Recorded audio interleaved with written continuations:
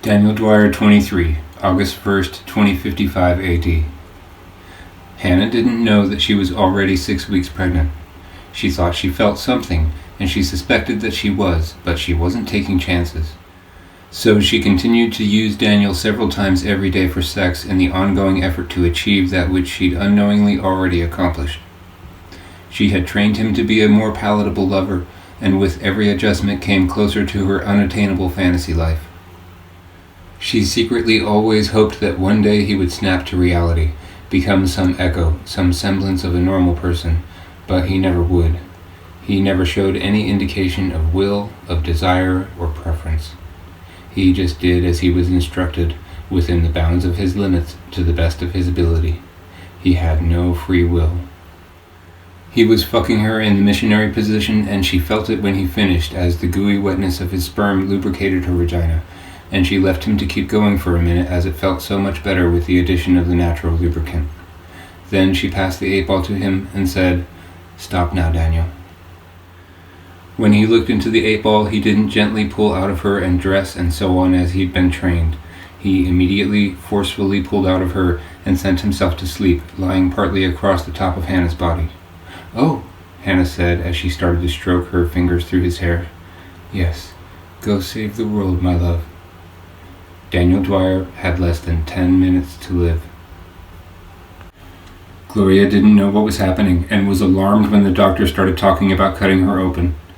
She was a hemophiliac, and major surgery without sufficient preparation was not a viable option for her under ordinary circumstances, but this was an emergency. Gloria began to panic and cried and begged God for help. Then help came. The dark form of the spirit appeared in the bustling delivery room, and everyone froze. "Oh God, please help me!" Gloria looked at the spirit. She was the only person in the room unafraid of the deep black shadow, and as the labor and delivery staff backed away from the hospital bed, Daniel looked into his 8-ball. Then he stepped forward and he plunged his left hand in through her flesh without touching her, passing it harmlessly through her body and uncoiling the cord from around the tiny child's neck. The baby then joined her brother in being born, and Daniel presented them to Gloria, both alive and healthy. She thanked him, but he did not acknowledge her, and the children safe, he then looked into the ball on the end of his hand. Then something strange happened. Up until moments before, and through the entirety of his intervention on behalf of the unborn children, the whole of his being had been midnight black. But just as he'd lifted his right arm to look into the ball on the end of his hand, a glowing red color erupted from the ball and mixed with his forearm.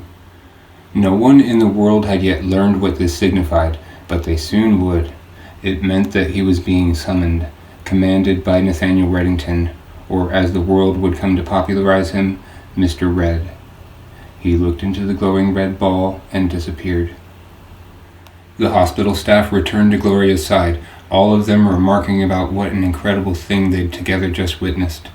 Gloria had intended to name her children Alejandro and Aaliyah, but she instantly changed her mind, and as an homage to their savior, instead named them Daniel and Hannah. They were the very last people to be saved by Daniel while he still lived. Lylan 1.3, May 10th, 9644 BC. They made camp for the night, and Hemhut looked around at the changing landscape, knowing that he'd seen sunsets before, but for some reason not remembering any. He'd been facing a waterfall, standing in the water when he'd first come into being. He'd never seen a sunset that he could recall, but as he watched it fall on the horizon, it was somehow familiar to him. "What is this place?" he asked Lylan, who was lost in a trance, playing with the fluidity of the many distant futures of her choosing, planning her paradise. "This is home," she said. "It is our kingdom, yours and mine." "I recognize it, but I don't know it. Has it always been here?" he asked, seated by the fire with his queen and the 6 guards. "No. In the future it is discovered that there is a lack of permanence anywhere. Nothing has always been. For time had a beginning, and in the beginning all was light. The ground we feel underfoot is derived from this light, but it took much time and many changes to make things as they are. The energy that the very earth is comprised of has been in existence since the beginning of time, as nothing is ever created or destroyed, only transformed. But it only became distinguishable from everything else fairly recently, only recognizable as our home in the last few billion years, and it is forever changing, she said. The future holds so many wonders, wonders that I may now usher into the world so much earlier. For an understanding of science is the gateway to the technology that will enable world peace, the path to ending hunger, ending illness, and protecting ourselves from the wrath of nature. You will see, Hemhut, we are going to change the world together. Under my guidance, we will unite the world and build a perfect society free of war and suffering. Where did I come from? He asked. You came from the river, my love, don't you remember? She leaned against his head. But before that, he asked. I can no more answer that question for you than I can for myself. Where do we come from before we are real? How is it possible that we exist at all? I can say that I came from my parents and they from theirs and so on, and trace my lineage back to the nuclear processes of stars, then to the beginning of time, when all that I would once have been was only light. But I cannot see into the past as I can see the future. Without any means of using deductive reasoning to divine your point of origin, I can't even take an educated guess as to where you came from. It is certain that you hail from the same light as all else, but as to your lineage beyond that I could not say. All that I know about your past is what you tell me. I can tell you about your future, but not your past, she said. I'm sorry. What are you saying to him? One of her ever-dying asked after a moment of silence. He wants to know where he came from, she said in Atlantean. I'm telling him that I do not know. Is he a god? Another of them asked. Yes, he is without a doubt a god, she said, but for some reason he doesn't remember how he came to be here or who he is. This is a mystery that is never solved. We must accept that Hemhut simply is what he is. There is no questioning his being, only accepting it. Hemhut looked back at the sunset. He desperately wanted to remember something, but his earliest memory was of standing motionless in the water, like he had simply materialized from nothing. Why do you call me your love? He asked. Because you are my love. You don't know it yet, because you have not lived it as I have in my mind's eye, but you and I are destined to remain at each other's side, inseparable for all time. No matter how the future unfolds, the one thing that never changes is that you and I are always together. You already love me, but you don't know why. This is because your intuition is driving you toward your destiny, and I am that destiny. You feel it, don't you? She kissed him on the side of his head. Yes, he said. I do not know why. I do not understand. But yes, I do. You see, she said, there is no stronger bond than true love, and ours is the truest there could ever be. I knew you before I ever knew you, from far beyond the scope of my vision, from deep within my soul. I know that you and I are destined to be together, and like you knew me before having met me, I know you like you are part of me, a part that was missing until now. This is what it is to have a love such as ours. It is the greatest magic, the strongest force in existence. Now that I see our many futures together, I see what it is to love you and be loved by you, and it is upon the foundation of this love that the future is built and the world is forever healed. You are the greatest gift this world could ever have been given, for in my absence you lead the people with only love in your heart, keeping them safe until I return. I die many times and live many times, using every lifetime to redirect the course of future history toward the perfect, wondrous utopia that awaits us in the end. And in my final life, Hemhut, in my final life, technology will have advanced so far that I need not die, and you and I go on fostering mankind, teaching love and loving one another beyond the scope of my vision, into the far distant eternity where my visions become obscured. We will live forever and love eternally, Hemhut. The world has changed. You have saved it. No, my love, it is you who have saved it, he said. Without you, I would still be at the bottom of the river, hardly aware of even my own existence. I don't know how, but I, like you, feel as if I know you, like I recognize you, not your face, but your being. Does that make sense?" "It makes perfect sense," she said. "The great love of Hemhut and Lylin will be a story told for all of the rest of time. It has no end. It is fitting that it should have no beginning. It has always been, as have all great loves. We have simply found it, attuned to a sound that has always been hanging in the air." Hemhut looked around at the Everdying as they jabbered amongst themselves, eating their suppers, and he asked, "How do we help them, as you say? How do we make this world you speak of?" "It will take time," she said. "We must visit and convene with the rulers of foreign lands and offer them a better future, trigger the advent of advanced mathematics, chemistry, metallurgy, and materials science to spearhead the prosperity of all nations, give them command over electricity, the power of lightning, to better their lives as they learn to harness it for its energy. When there is no scarcity in the world, the need for suffering will follow it into oblivion, as will any future call to arms against each other." "Will they accept your help and use what you offer as intended without corrupting it?" he asked frankly. "They will, with the proper guidance, yes," she said. "That is why we must be always visible, always within earshot of those who need to be led away from their misgivings so that they are discouraged from future misdeeds, and so that they know they are always being watched. Given enough time, our message of brotherhood will find every mind and be embraced by every soul. In a matter of a mere few thousand years' time, the world will be paradise for all that live upon it, and we can live in peace, reaping the rewards of our efforts. It will take many lifetimes to set them upon the right path, and the people must play their part, but if we are diligent and vigilant, it can be the future, and it will be." The fire made her eyes glimmer, and there was a hint of a smile permanently adorning her face, a glow that Sapretta never had.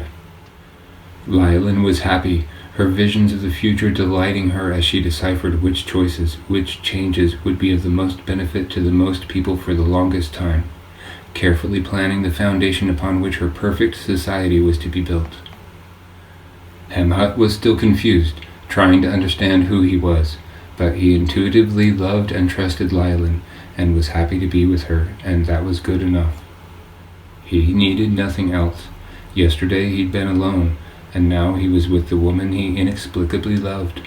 Everything was perfect. They were together. Daniel Dwyer 24, August 1st, 2055 AD. The hardware confiscated from his house had not yet been returned from impound, but the cameras were wireless, and his surveillance system was still intact.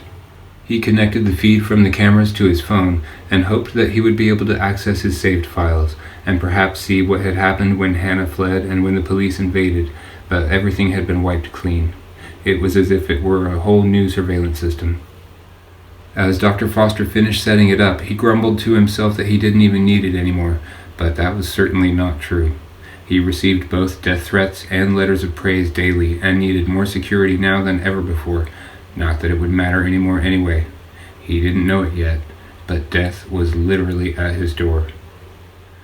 No sooner had he set up the cameras than there came a knock at the front door, and from no one he recognized, a well-kempt man in his late 20s to early 30s from the look of him. The doctor used his phone to connect to the speaker outside and addressed the caller. "Yes, who is this?" The stranger looked into the camera and smiled and said, "Hello, Dr. Foster. My name is Nathaniel Reddington. Perhaps you've heard of me?" "You're the millionaire, the clean rice guy. What do you want?" came the doctor's voice over the intercom. "I want to talk to you about Daniel Dwyer," he said, offering up his fake smile. "May I come in?" It was still daylight, only in the early part of the evening, but the doctor came back with, "It's getting late and I can't help you. He's gone. Go home." Nathaniel said, "You don't understand. I want to offer you a lot of money." "Not interested," he said. Then he turned off his phone and put it in his pocket. He heard the doorbell ring, heard his phone chime, but he ignored it, and went to the kitchen to get a shot of whiskey. He could hear Nathaniel through the door, speaking with a raised voice. I just want to talk." The doctor poured his drink and continued to ignore Nathaniel, who rang the bell just one more time before letting himself in. After being ignored again, Nathaniel, through the door in a much more sinister tone, said, "Well, you had your chance then, Doctor." Then he heard the sound of the locking mechanisms on the front door unlatching with their familiar clicks and creaks from around the corner, and he rushed over to where he could see the doorway, and much to his dismay, Daniel's ghost was there, standing by the entryway inside of his house, his 8-ball and right forearm both a fiery red, his right hand distinctly a red ball from the wrist on.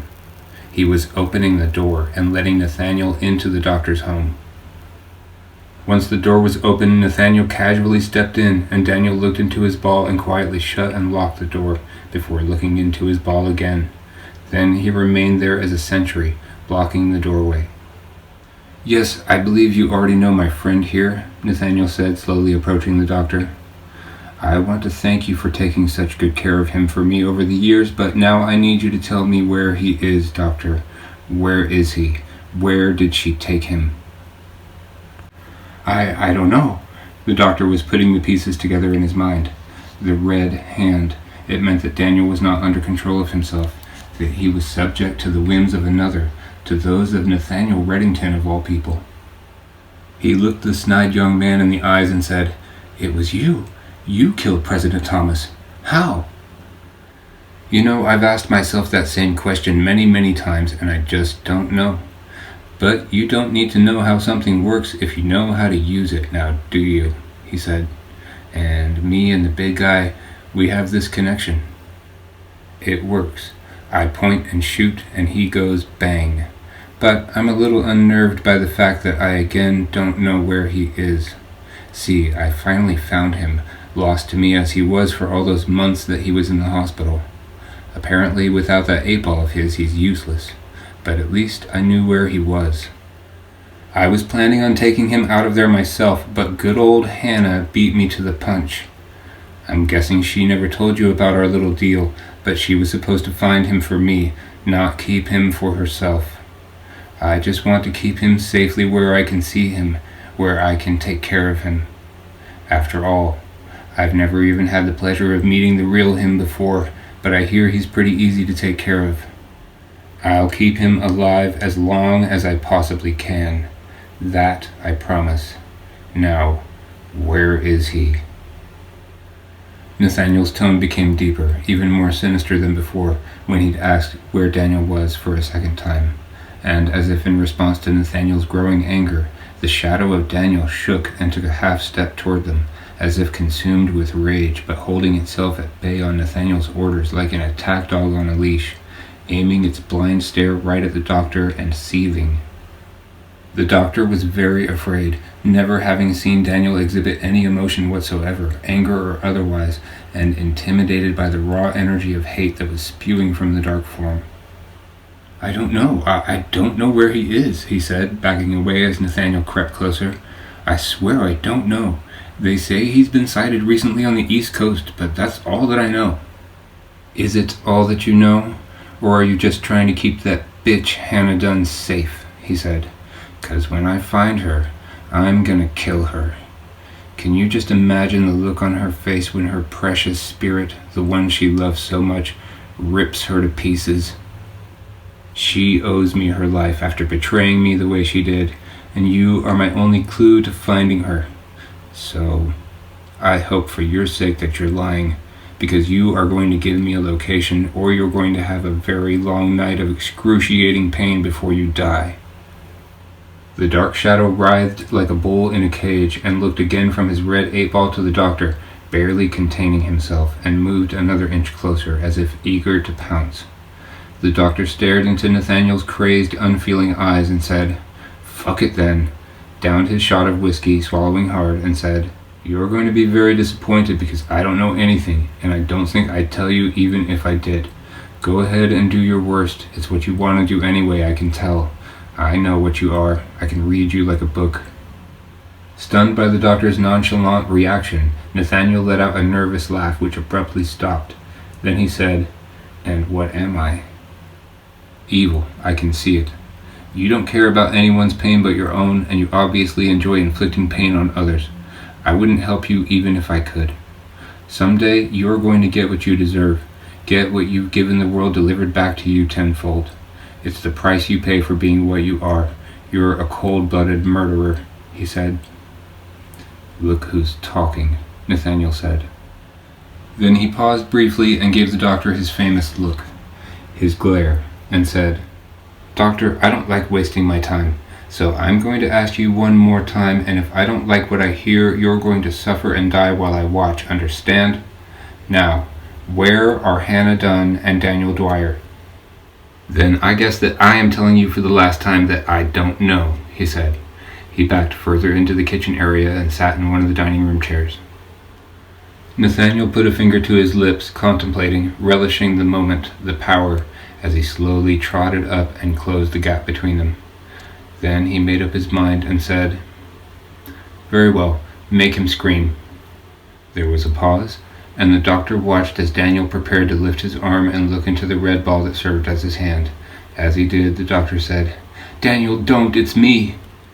But no sooner had the words left his lips than the spirit appeared directly in front of him and grabbed him by the throat, forcibly standing the doctor up, effortlessly lifting him. The purple tint which served as the barely distinguishable features of his face became very apparent to the doctor. At first the spirit appeared and raged, but as the doctor stared into the blind eyes of the spirit, a visible change washed over the spirit's expression. He recognized the doctor. He could not see in his spirit form, but he could see through the doctor's eyes, and he knew that it was his lifelong caretaker, his friend, who he was being made to threaten. So he let him go. Then he looked into his red ball hand, and again immediately grabbed the doctor by the throat and raised his right arm intent on smashing the doctor's skull. But again, before striking the deadly blow, he recognized the doctor, and again let him go. What are you doing? Fuck screaming then, just fucking kill him, Nathaniel yelled, shocked that his very real imaginary friend was not blindly following orders the way he always had. Nathaniel content now to simply kill the doctor and be done with him. He did it once more, looked into his 8-ball glowing red on the end of his arm, and feigned an attack on the doctor, again interrupted by recognition of his friend. Then he looked at the doctor, not at his 8-ball, and disappeared. What the fuck is going on? Nathaniel said. What are you doing to him? Maybe he's not quite so under your control as you think. It's obvious. He knows me and he doesn't want to hurt me, he said. I guess you are not as powerful as you thought. Meanwhile, on the other side of the country, Hannah had slipped out from underneath Daniel, leaving him asleep, naked on the bed. She had put on a robe and was finishing up in the bathroom when she saw Daniel sit up in their bed. Come on, Daniel, she said as she exited the bathroom, reaching a hand out to him. Let's eat. He did not take her hand. After he looked into his 8-ball, he put himself right back to sleep, forcibly falling back on the bed as if with a sense of urgency. Hannah shrugged her shoulders, left the room, and proceeded to the kitchen to prepare their dinner. It was unusual for him to send himself back to sleep so shortly after waking, and even more so for him to rush himself to sleep the way it seemed he'd done yet again. But she thought little of it. If she'd had any inkling of what was happening in the doctor's house half a world away, she'd have taken his 8-ball away from him and rendered him powerless. But she had no idea how rapidly and dramatically the events of the evening were about to spiral out of control. Daniel reappeared in the doctor's kitchen, having only disappeared for a few seconds before re-emerging from thin space. Kill him now! Nathaniel pointed an angry finger at the doctor, but this time Daniel only flinched momentarily in the doctor's direction after checking his red 8-ball before he stopped himself. Nathaniel again screamed at Daniel. Kill him! He yelled. This time, Daniel, after motioning just briefly in aggression toward the doctor, not only stopped himself from harming the doctor, but he shifted his gaze and seemed to stare at Nathaniel, seeing himself through Nathaniel's eyes, and trying as he never had before to reason his situation without the instruction of his ball. He couldn't think. He'd not had to in so long it seemed that he was hardly capable of even the simplest of thoughts, and here he was trying to make a life or death decision. Instinctively, he looked into his fiery red 8-ball hand, but again rejected the order and fixed his vision once more around Nathaniel before disappearing again.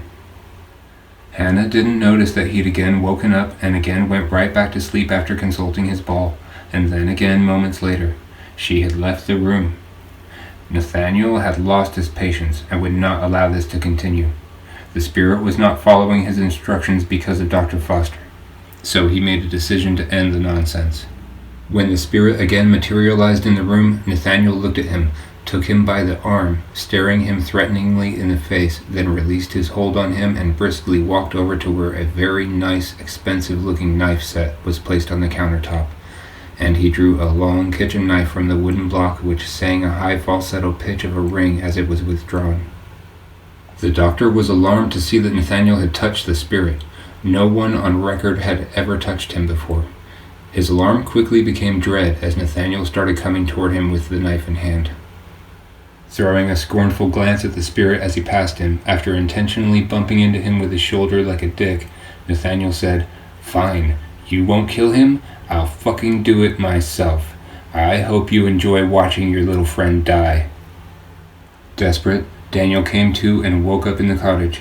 Then he shot out of the bed and purposefully stormed into the kitchen without having consulted his 8-ball. "What are you doing, Daniel?" Hannah asked as she watched him open a kitchen drawer and pull out of it an old, dull butcher's knife. Then she continued to watch him as he hurried, still naked, to the desk adjacent to the kitchen, sat down, looked into his ball, and put himself to sleep, laying his head atop his folded arms, the 8-ball in his right hand, the butcher knife in his left. Nathaniel had a knife. Now he had one too. When he reappeared in the doctor's house, it was just in time to see Nathaniel plunge the knife into the doctor's stomach for the first time. Then Daniel watched, horrified, as in traditional psychotic fashion, having enjoyed the powerful feeling so much, Nathaniel pulled the knife out and proceeded to repeatedly stab the doctor all over his torso as a wicked smile spread across his face. He was on the verge of breaking into a fit of laughter. That's how fucked up he was. Daniel looked into the red ball on the end of his hand, but it was not telling him to do that which he should clearly be doing, and altogether preventing him from doing that which he desired to do, so he again ignored it. It was a revolutionary step in his life, and had he survived, he may have become a completely different person from then on. He was letting go of the ball, but in his fragile mind, the ball was his hand. That's the way he saw it. He had to get rid of the ball so that he could punish Nathaniel Reddington, who had, so he deduced, for so long pulled the wool over his eyes. The 8-ball would not allow him to hurt Nathaniel Reddington.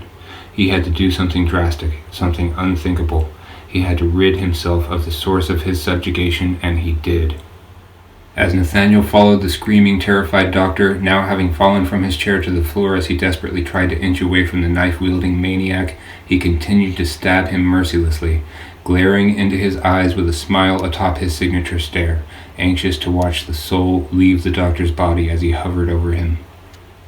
Daniel woke for the last time and found Hannah reaching for the butcher knife he'd taken, but he acted too quickly for her to intervene.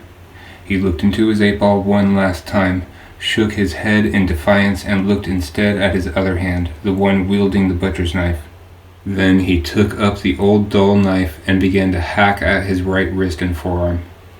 Hannah screamed and tried to take hold of his knife-wielding arm, but he was far stronger than he even looked, and she toppled over, thrown by the momentum of the chopping motion of his arm as he continued to relentlessly and repeatedly bear the knife down on his own wrist and forearm, and she was thrown to the floor.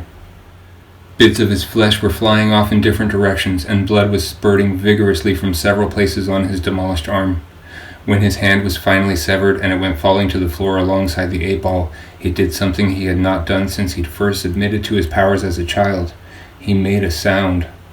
He leaned over and looked, satisfied with where his hand and the 8-ball had landed on the floor. Then he nodded his head and uttered a victorious at the 8-ball, subtly declaring that he had finally broken from the bonds that had enslaved him his whole life, and announcing that he was finally free to make his own choices. He put himself back to sleep on the desk, his mangled arm spilling blood across the desktop.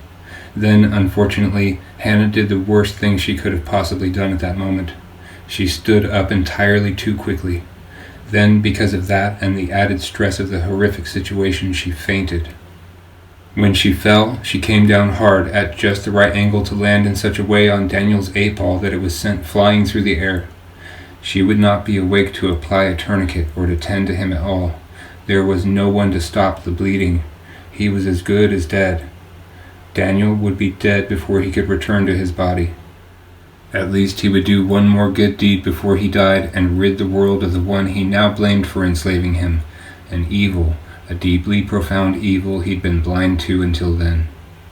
He rematerialized in the doctor's kitchen and discovered that Nathaniel was just about finishing up, having stabbed the doctor nearly 100 times, his bloodlust finally reaching the point of satiation. Nathaniel looked up at the black ghost of Daniel and said, "Yeah, from now on, you do what the fuck I tell you or more of your friends will end up like this." Then the silhouette of Daniel raised his right hand and stretched out his fingers, marveling at the feel of his true hand. The ball was gone, and he was not the least bit red anywhere, only the deep black that he was supposed to be. The doctor was still alive but just, and was barely conscious when Daniel avenged him. Nathaniel's confidence did not wane until it dawned on him what he was seeing, what was different about the spirit, and then the smile slowly drained from his face. Then the spirit turned to see himself through Nathaniel Reddington's eyes, facing him, and lowered his hand, which Nathaniel saw clearly now had changed from the red ball he'd always known it as to a regular 5-fingered hand. "Well, fuck," he said. Those were his last words. Daniel rushed toward his target, quickly closing in on the twisted man who had up until minutes ago held such sway over him, and grabbed him by the throat with such lack of restraint that he drew blood as some of his fingertips pierced the back of his neck. Then he pulled Nathaniel in close and used his right hand to tear large sections out of his abdomen and send them flying carelessly across the room behind him. Nathaniel grabbed at his arms, but there was no stopping it. His judgment day had come. Daniel left him able to get just enough air in his lungs to prolong his anguish as he continued to literally bisect him alive, completely ripping apart his midsection. In short time, all that was left of his lower torso were the dripping remains of tissue from where his organs had once been, and an exposed section of blood-drenched, meat-infused spine, all that remained to connect his top half to his bottom. Daniel had completely torn him apart. Remarkably, he was still clinging to life. Then, in his very last instant of existence, Nathaniel heard the crushing snap as Daniel completed the job and squeezed hard on his spinal column until his legs and pelvis collapsed to the floor, severing his top half from bottom. Then Daniel held his face right up to his own, and felt as Nathaniel's grip on his arms became weak and his arms fell limp, and watched reality through Nathaniel's eyes until they could see no more than a dot, then nothing at all. Then suddenly he couldn't see what was happening. There were no usable eyes left in the room. Dr. Foster and Nathaniel Reddington were dead, and Daniel was now in a place where he could not see. Therefore, there was no reason for him to be there. He disappeared, but even before he did, it was becoming apparent that a second change was befalling him, for he was not the solid, unquestionable dark black which he normally was when he retreated from the room. He was beginning to become translucent, starting to fade away. When he attempted to wake up in his body, he found that he couldn't. Hannah was still passed out on the floor, and his body had lost too much blood. He was dead. He couldn't go back to his body in spite of how desperately he wanted to, and he stood next to his own pitiful, lifeless form, unsure of what to do. The fading midnight black of his being transitioned into an ever lighter shade of darkness, allowing more and more light through him until he seemed to disappear altogether. Then he was gone, or so it seemed.